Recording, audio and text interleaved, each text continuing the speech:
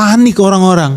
Indonesia bakal stop impor dari Singapura. Buat apa kita impor dari Singapura? Nggak ada untungnya buat kita. Yang ada kita dibodoh-bodohin terus sama mereka. Jadi bahan lelucon. Bahkan kemarin ada orang Indonesia di jalanan di Singapura.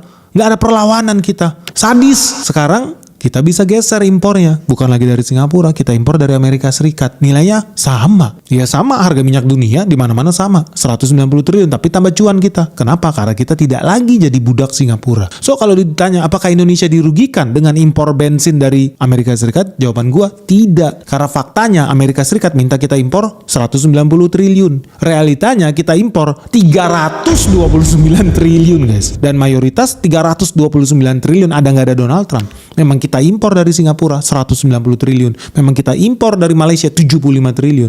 Nah sekarang kita geser tuh ke Amerika Serikat. Yang harusnya ketakutan hari ini adalah Singapura. Makanya Singapura semangat banget nih. Kirim agen-agennya di sini, bikin berita-berita palsu supaya batal perjanjian kita dengan Amerika Serikat. Karena apa? Kalau jadi jalan perjanjian ini bangkrut Singapura. Kita nggak ada lagi order minyak dari mafia Singapura itu guys. Yang sekarang banyak media massa malah justru belain dia. Bingung gua.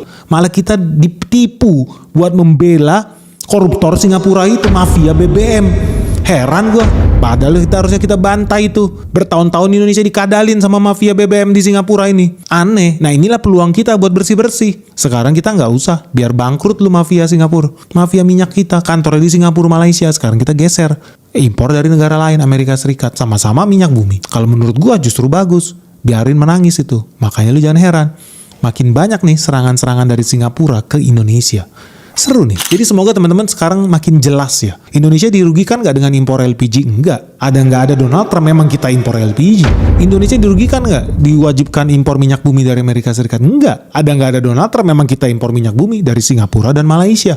Dari Arab juga kita impor. Ada untungnya nggak itu? Nggak ada. Tapi kalau kita impornya dari Amerika Serikat, kita ada benefit. Kita dapat cuan.